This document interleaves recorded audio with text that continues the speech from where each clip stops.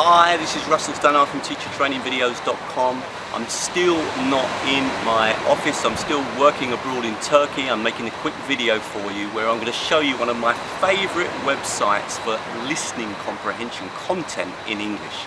This is absolutely brilliant because it's video-based content, it's got subtitles, and it's got a couple of other really useful features. And the most important thing, it's free, and whenever I show it to teachers and students, they really like it. Hope you like the video.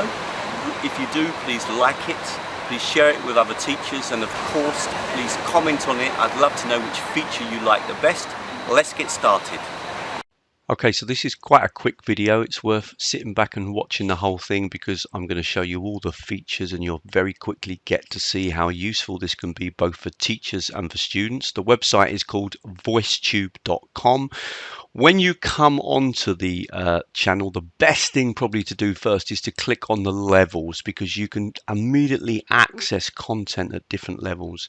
What we'll do is we'll choose B1. So if you click here on B1, immediately you're going to get a whole series of videos that you can access and use either in the class or encourage your students to use. So let's just take one of the videos. We'll click on this one here about procrastination because I'm a real procrastinator. So the video comes onto the screen and immediately you can see that you've got the video on the left hand side and on the right hand side you've got the subtitles, and this is really useful. So first thing to note is that you can turn the subtitles on and off. Now note that when you play the video, the subtitles actually show on the screen and they're kind of marked, which makes it really nice. Let's just watch that in action. So I click on the video. Day where you nailed all the items on your to-do list and you felt so accomplished and so proud. A day later, despite knowing how great it feels to knock out your work, so if you notice as you're going through the video, it's kind of marking here. Now the really interesting thing is that if you click on any of these subtitles, it will actually play that part of the video. Now one of my favorite features is this. I can actually click on the subtitles and it will play that part of the video. So if I click here, for example, it's important to understand that procrastinating is human nature, and those who achieve top results in college and medical school aren't immune. So I really like that power that you can actually kind of play any part and listen to it again. And you know, I'm studying Polish at the moment and I really wish that we had this in Polish. It would be wonderful.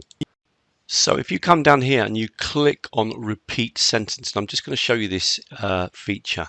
So if I click on that button to set it to on and then I play the video, instead of continually playing the video, it will play that one sentence again and again. So if you really want to get a particular sentence right, you want to hear the pronunciation, then this is ideal. Let me just show you that in action.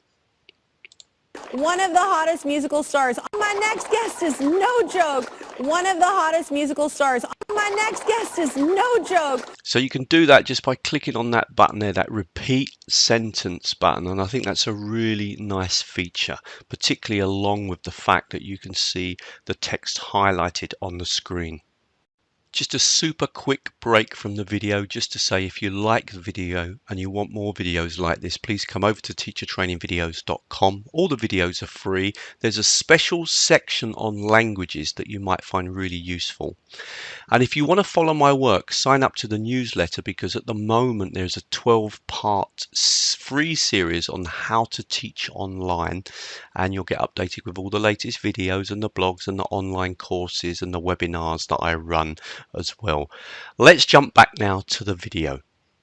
If you click over here on the left hand side as well, you've got to click on channels. Notice that you can sort of search via a topic.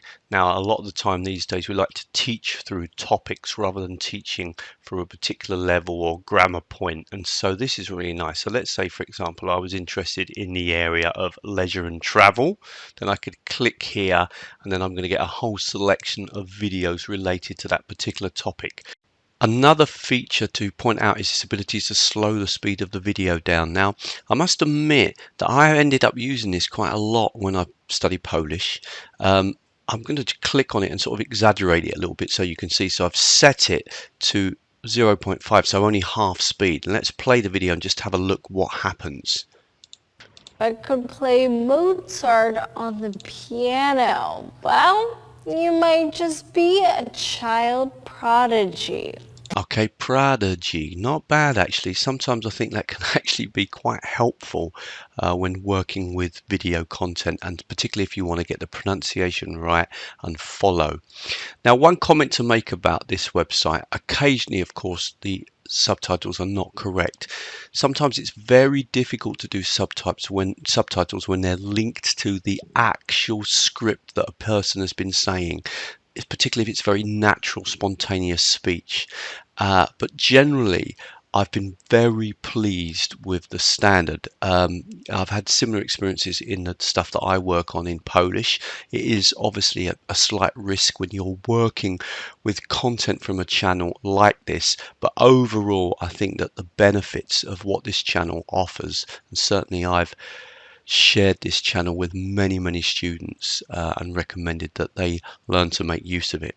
So there are a few other features on this website, and I'll just point out a couple of things. I'm not going to go into them in detail. I don't use them so much myself, but there is, for example, a search vocabulary section where you can write in and search for a particular word and then find examples of that word in videos where it's being used. Could be a nice feature. It's not one that I've really made much use of. There is also here as well a kind of pronunciation challenge, which I've not looked at all. Now, what I've tended to do with this website is introduce it in my lessons, get my students to understand that it exists, that it's free, that they can make use of it, and then really encourage them to kind of explore and work with it. This is a sort of website that could be really good for independent learning.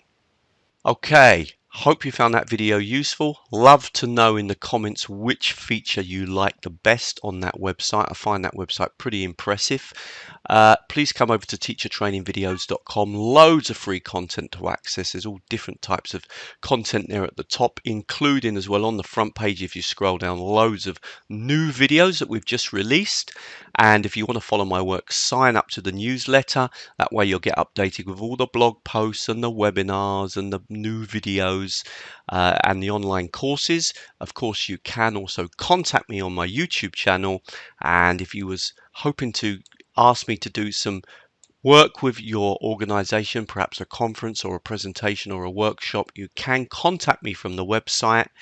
And on the screen now, I'm just going to put a couple of other videos that you might find interesting with language learning content. Thank you very much.